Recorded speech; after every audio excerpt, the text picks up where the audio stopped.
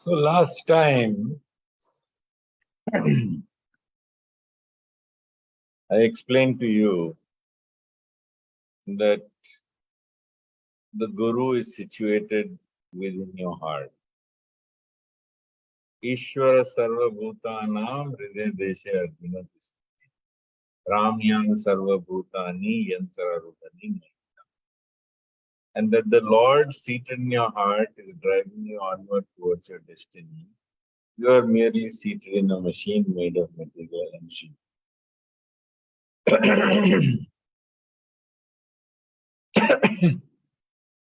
He is the real Guru, the one in your heart. And anyone who says to you, speaks to you,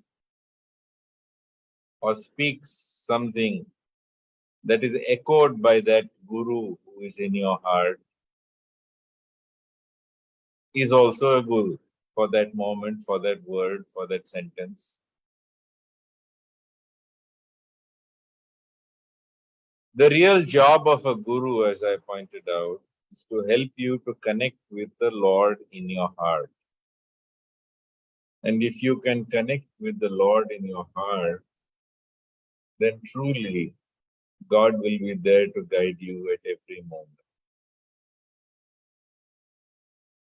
The job of the Guru is not to make you dependent upon him or her. The job of the Guru is to make you dependent upon God. Ultimately, your life must not center around a Guru. Ultimately, your life must center around God. Even Gurus come with a mortal frame. And when you have depended on a Guru in a mortal frame and not learned to depend on God, then when your Guru dies, you are in a great fix. You are in confusion. You don't know what to do.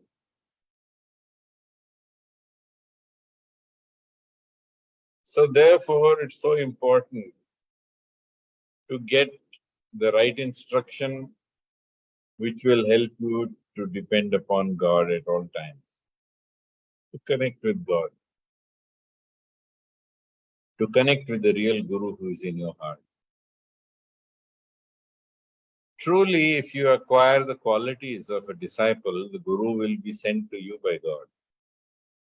You don't have to hunt around for a Guru. If you are truly sincere in your heart and you have developed the qualities of a disciple, which last time I pointed out were that you should have Viveka, Vairagya, Mumukshatva, that you should develop the Shad Sampati, which is you should have Sama, Dama, Upariti, Titikshava, Shraddha. When you have these qualities, automatically you are preparing to accept a Guru who will help you to connect to that Lord who is in your heart. And in order to do that, the development of these qualities will encourage God to send that teacher to you who is right for you. Please understand, it's very easy to say there are no gurus, or I can't find a right guru, or there's no pure guru.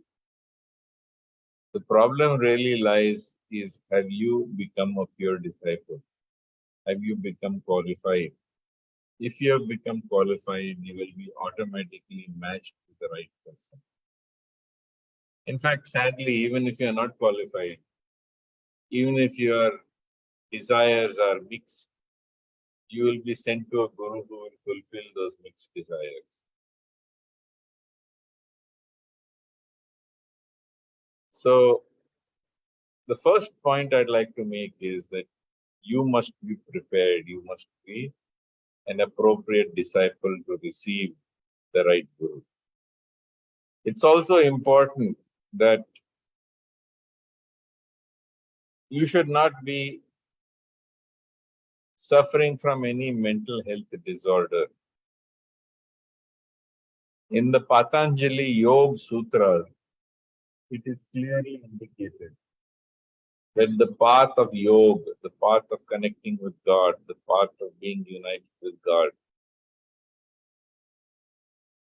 is not meant for those who are mentally weak, who are having mental illness, but it is meant for people who are mentally strong and well balanced. Because according to your affliction, you will find a teacher. And it's very important to first be mentally sound. I don't say that you cannot find a teacher. I say that you will require aid in finding a teacher. That is, if you require psychiatric care, you should take that psychiatric care. You should not use spirituality as an aid to get off the psychiatric care. If you require psychological care, it is very important to be very sound psychologically before you can go on to the path of spirituality.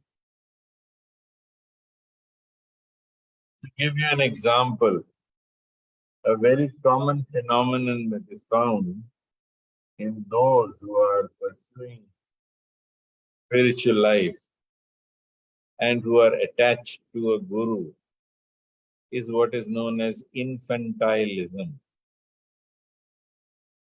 When you are an infant, all your needs are taken care of. You have a mother who breastfeeds you.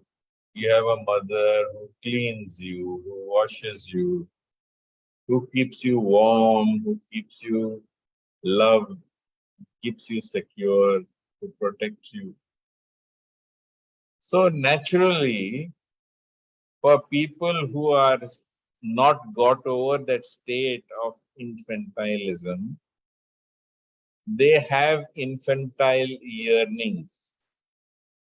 So they seek a teacher or they seek a person who will solve all their problems for them, who will answer all their questions for them, who in fact will tell them, don't worry about anything, just do as I say. Because these people are infantile, they need that kind of complete support. So what does that infantile person do? Anything that needs to be done, he has to ask the guru first. It's very important. The job of the guru is to teach you yajna, and through that yajna help you to connect with God. In the Bhagavad-Geeta, Krishna said, Tad vidhi pranipatena pariprashnena sevaya upadekshanti te jnanam jnaninas tattva darshana. Seek out a teacher who will teach you how to perform yajna and through it unite with God. They can teach this to you because they have achieved it. So indeed, a person who has performed yajna, who has connected with the Lord in his heart, who has silenced his mind, who has attained yoga, such a person can also teach you how to attain that state. But that person's job is not to answer all your questions.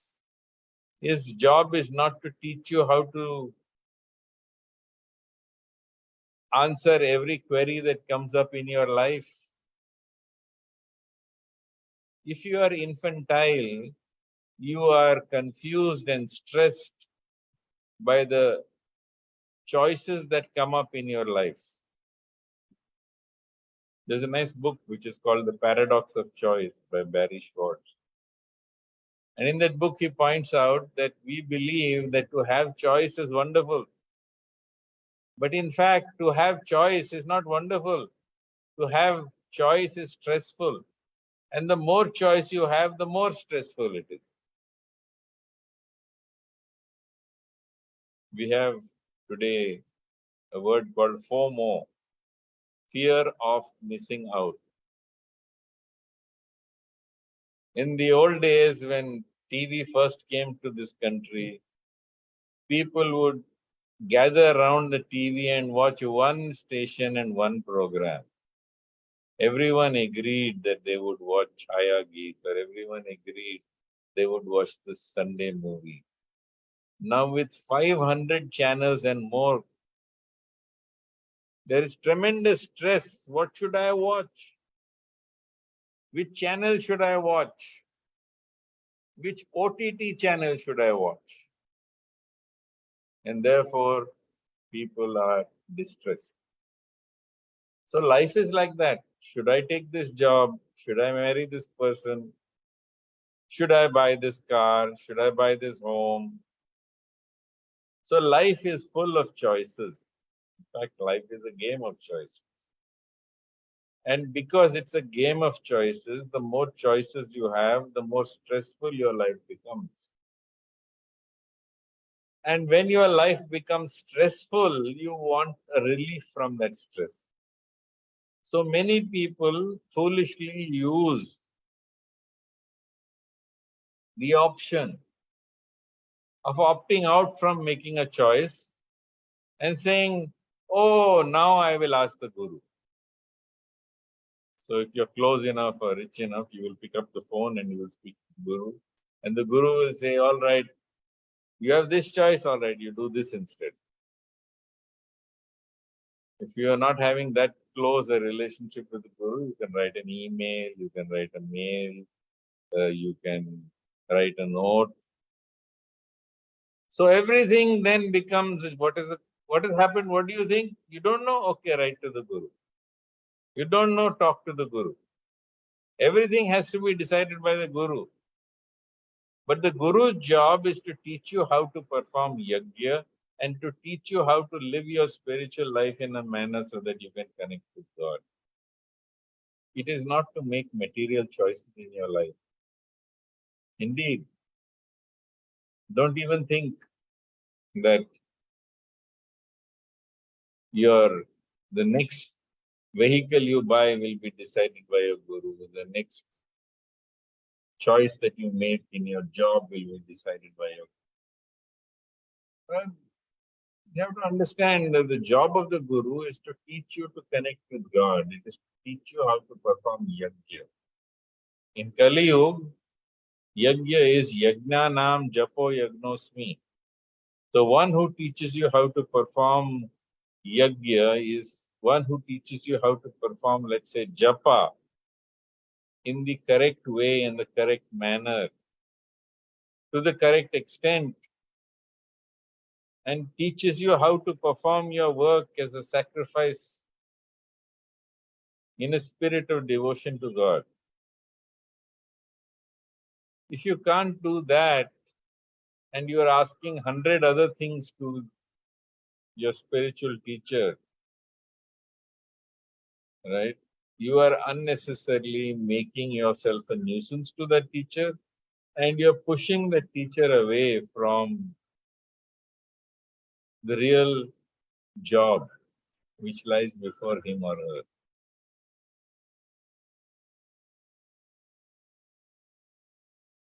Similarly, what happens is that just like the disciple becomes infantile and asks everything to the Guru may himself have what is known as narcissism. And with this narcissism, which is encouraged by infantile disciples, it becomes truly a marriage made in hell. Because on one side, the person is seeking infantilism. On the other side, the person is a narcissist who wants the world to center around them. And then they are living their lives telling people, do this, do that, do everything is centered around them. So you should be careful and you should be, in fact, judicious in your behavior. So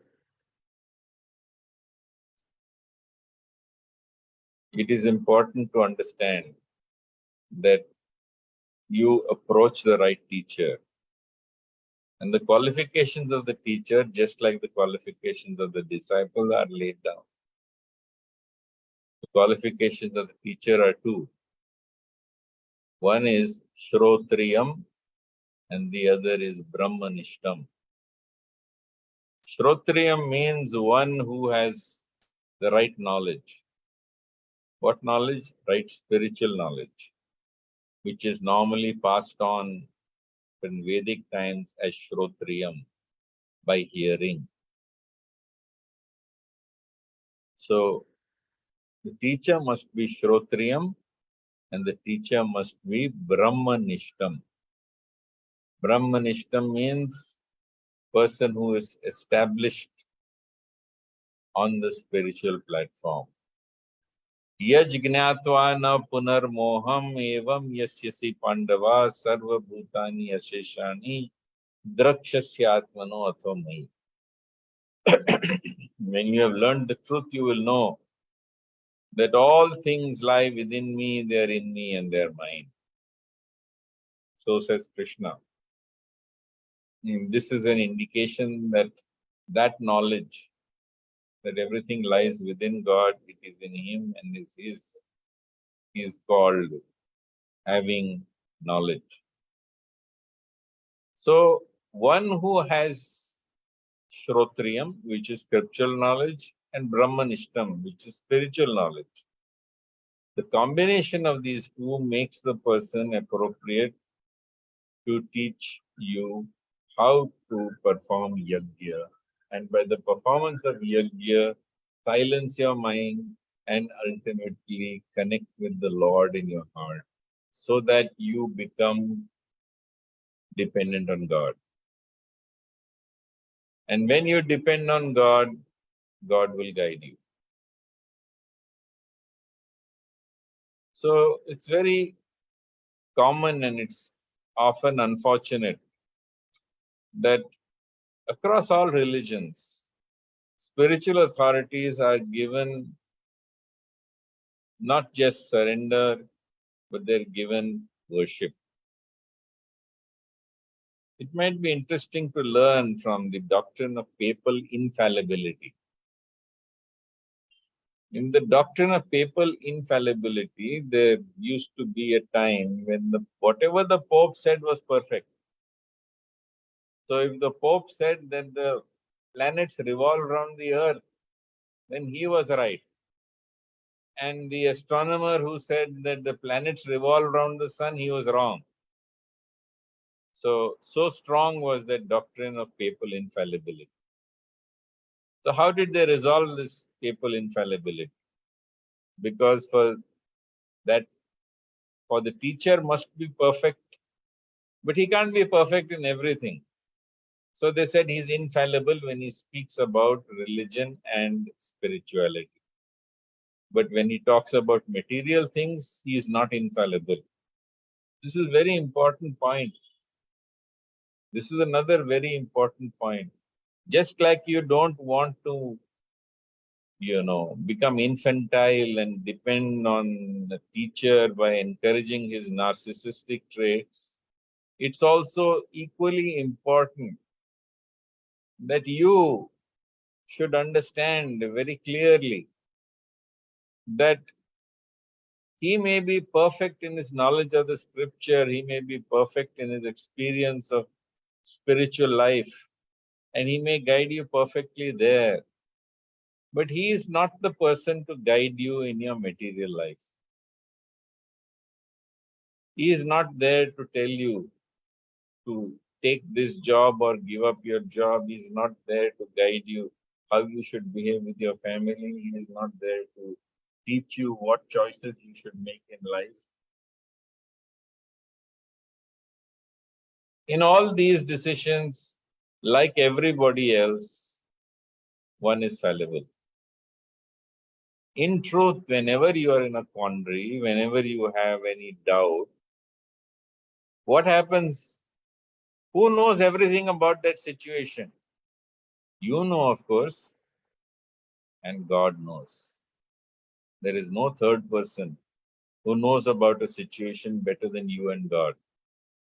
And therefore, the connection must be between you and God. And God should guide you what to do. No third person can tell you this is right, that is wrong. No.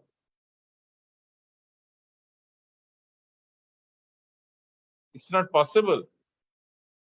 All such claims are fallacious.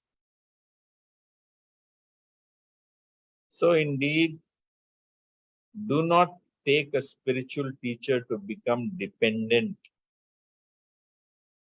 Your spiritual teacher should guide you to not only become independent, but interdependent with God. In fact, to become interdependent with the Lord who is seated in the hearts of all people. This is critical and this is important. So, therefore, you must understand that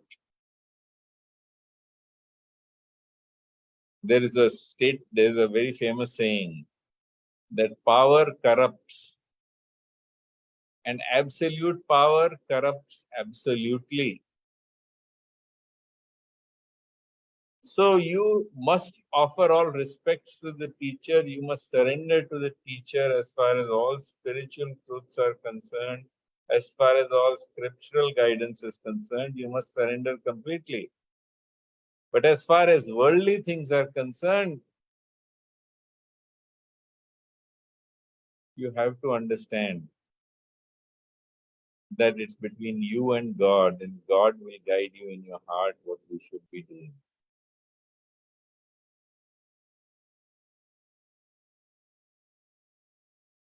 And the more power you give any individual in this world,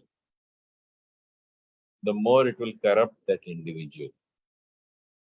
And if you give that person absolute power over you within this world, then that absolute power will corrupt that person absolutely. All occasions where guru-disciple relationships have taken place with exploitation, whether it is psychological exploitation, whether it is intellectual exploitation, whether it is, shall we say, sexual exploitation, or more common, financial exploitation. All this exploitation takes place because you have not realized what is the place of Guru in your life. The place of Guru in your life is to teach you to perform yajna and through that yajna connect with God.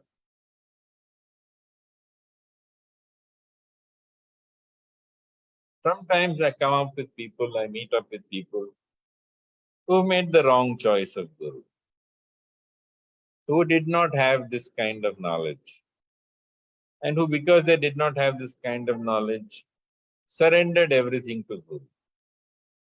They gave up their money, their wealth, their possessions.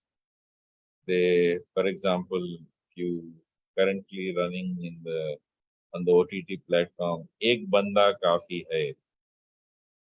It's a video you should watch.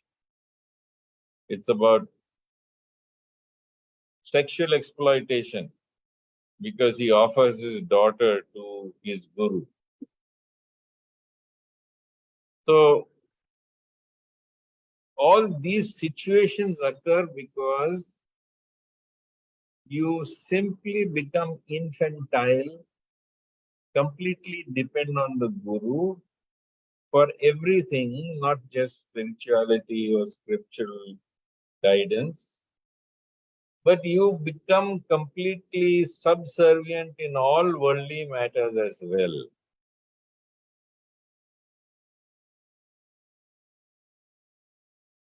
This is a big, big, big mistake. Yes, you have to be taught how to perform your worldly affairs in a spirit of sacrifice and devotion to God. But Bhagavad-Gita never tells you to renounce the world. Bhagavad-Gita clearly says, Sannyasas karma yogascha nishreyasya karaubhau tayostu karma sannyasat karma yogo vishishyate. That between karma yoga, working in the world with devotion, and renouncing the world, working in the world with devotion is far superior. Sannyasastu mahabhavo dukkham aptamo yogatah yoga yukta munir brahma na chirenadi gacchati. Indeed, it says once again that by abandoning the world without having united with God brings only sorrow. But when one works in the world in a spirit of devotion, one attains the supreme without any delay.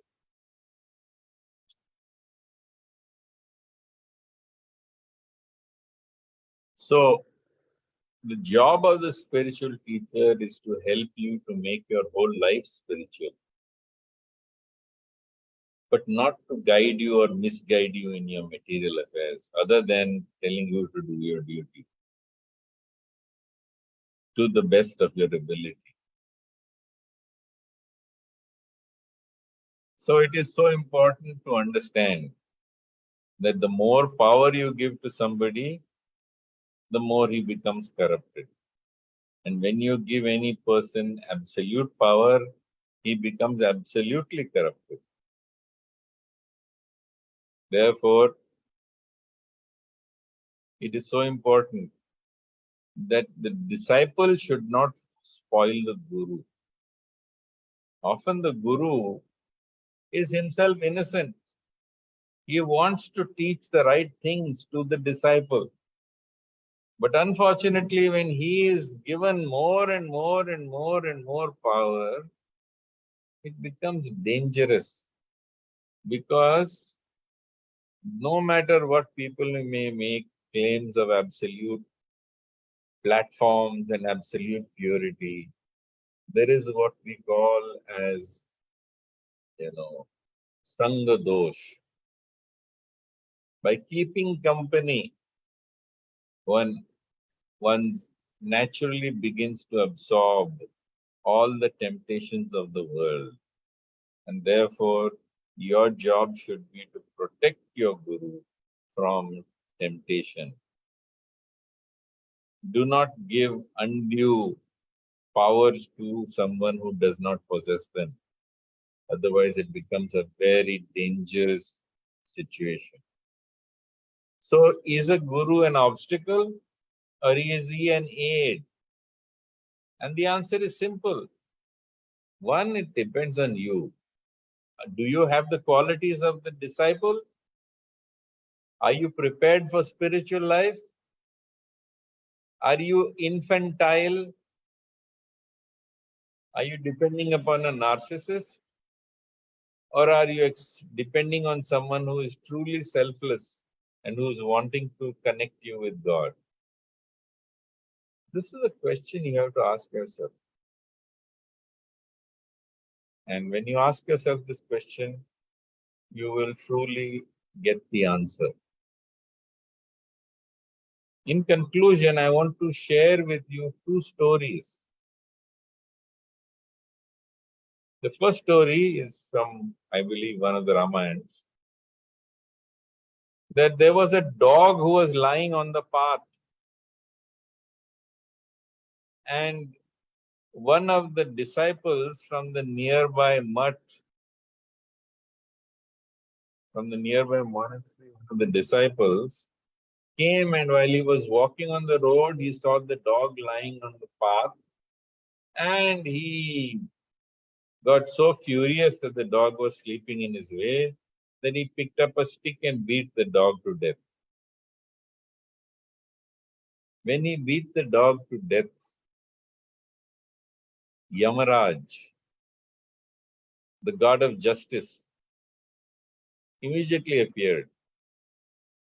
And he said to the soul of the dog, that tell me what punishment should I mete out to this disciple? Should I send him to hell? Shall I send him to, what shall I do? I give you the choice. So he said, please, you do one thing, the dog said. The dog's soul said, make him into the guru of that monastery. Make him into the guru of that mutt.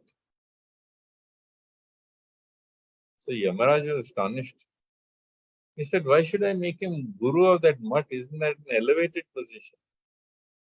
And the dog soul, now in the form of a soul, hung his head and he said that Yamaraj ji, I was formerly the guru in that monastery. And I developed this doggish mentality that this is my disciple, that is your disciple, this is my disciple, this is my property, this is my mutt, this is my temple, this is my monastery. And in this way, as I developed this territorial and as I developed this doggy mentality, from becoming a guru, I became a dog. So I am asking you to punish this disciple by making him the guru in this next world, so that he may suffer like me and become a dog as I have. So it's very important to understand that power corrupts, absolute power corrupts absolutely. And therefore, one must be ever cautious, if you are a guru, from allowing all these delusions to overpower you, so that you stop the attitude of being doggish and wanting this property, this disciple, that disciple. This is all nonsense. Everything lies within Krishna, everything lies within him, and all things lie within him. And by learning that all things lie within God, and they are within him and they're his, then one attains freedom. And that is a sign of someone who is truly listening to the Lord in his heart. Another story I'll give you in brief is the story of a young child who at menarche, as soon as she became of womanhood, was married to an old man who was hunchbacked, squint-eyed, and very ugly to look at. In fact, she looked after him because she was told he is your Pati Guru. And unquestioningly, she looked after him. Not only did she look after her husband and the house, but because husband was unable to earn, she went out into the village and the town, and she cleaned houses and she washed dishes and she did all kinds of things to earn money and come home. The husband, rather than instead of appreciating it, used to abuse her, and she suffered even physical abuse at his hands. One day, this husband, this so-called Pati Guru, saw a beautiful prostitute in the village, the town. And he told his wife that please go there and arrange one night for me with that prostitute.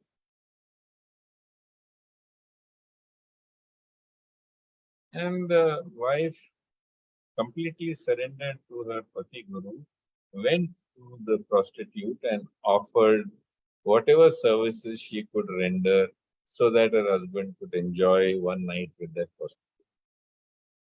The prostitute laughed at her and said, "For 1 year you cleaned my koti. For 1 year you cleaned my brothel. And after 1 year, I will entertain your husband for one night." And indeed, she did this for 1 year. And at the end of 1 year, she brought her husband on her back, carrying him because he couldn't walk properly with his hunchback, and brought him to this prostitute to enjoy her himself.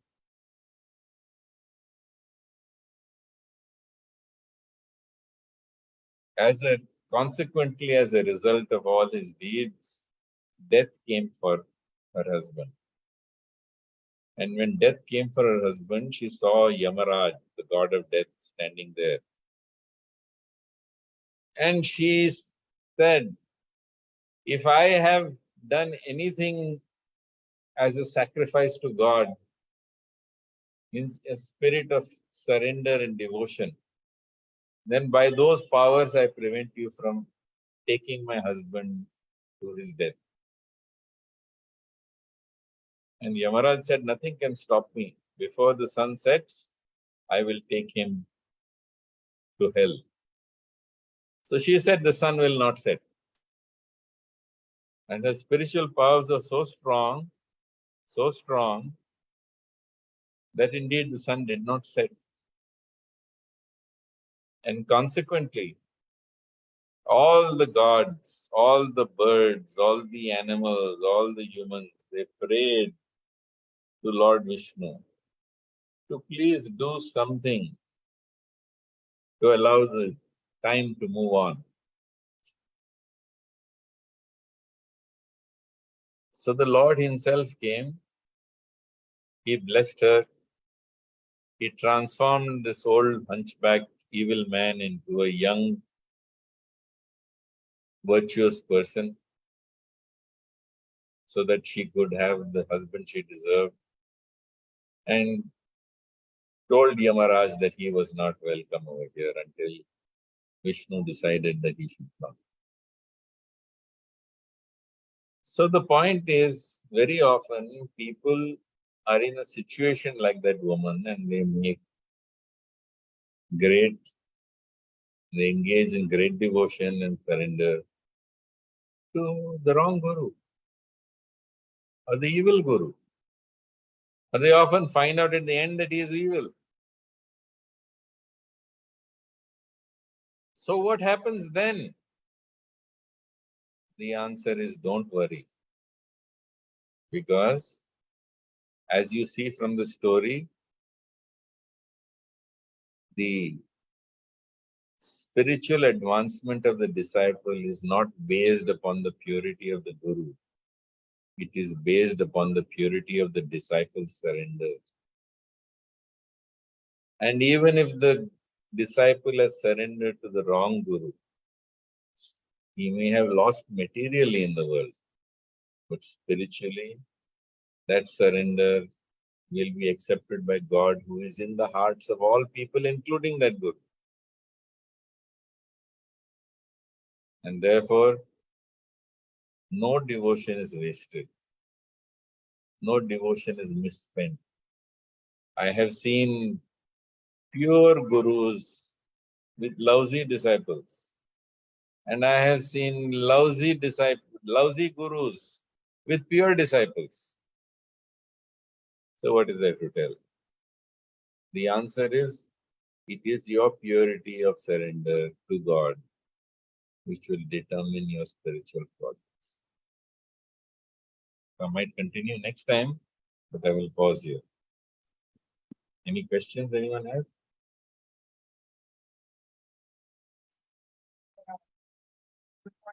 So I'll start with, so can we say that the role of a guru is to show us direction instead of leading us to the journey? I don't understand your question. Can we say that the role of the guru is to show us the direction instead of leading us towards our destination or on our journey? The guru can certainly show you direction. The guru can certainly lead you on the path to silencing your mind, to transcending this material world and suffering and connecting with God. All of this is possible. But you must bear in mind all that I have discussed, at least so far in these two lectures. Definitely so. So, sir, does a guru need to be a spiritual teacher, or it can be anyone, like mother, father? Pardon? Sir, does a guru need to be a spiritual teacher? Is it necessary? Ideally, you should have a teacher who is Shrotriyam and Brahmanishtam, one who is learned in the scripture and who has connected and realized spiritual platform. Because then such a person can guide you from scripture as well as from direct experience of having united with God, being situated on the spiritual path. But of course, Guru can speak to you from anybody. As I pointed out in the first lecture, even from the heart of a prostitute you can hear, because God will echo that voice in him. But for real guidance, for instruction, then you need a person who is Shrotriyam and Brahmanishtam. Definitely so. Sir, in the last lecture, as you have described the qualities of a good disciple, so how one can develop these qualities within them? You develop these qualities by engaging in spiritual activities, purifying your mind with satsang, and when you engage in spiritual activities, engage in performing yajna, engage in satsang, you will automatically become purified. Satsangatve nissangatvam, nissangatve nirmohatvam, nirmohatve nischalitatvam, nischalitatve jivan mukti bhaja govindam, bhaja govindam, govindam bhaja muram. So, by keeping good quality, people who have good qualities, satsangis, you will automatically lose the company of kusangis. And this will automatically help you to lose wrong values and ideas in life. And you will become fixed in consciousness. So with that, moving to today's last question. So how do we realize if we have found the one, our guru?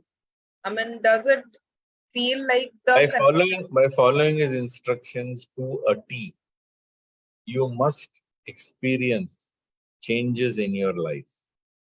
These changes must be progressive and must continue in making you more detached from the world, more attached to God. It must make you less reactive to the world, in the sense that you will get freedom from reactive emotions and you will get more peace of mind and relief from suffering.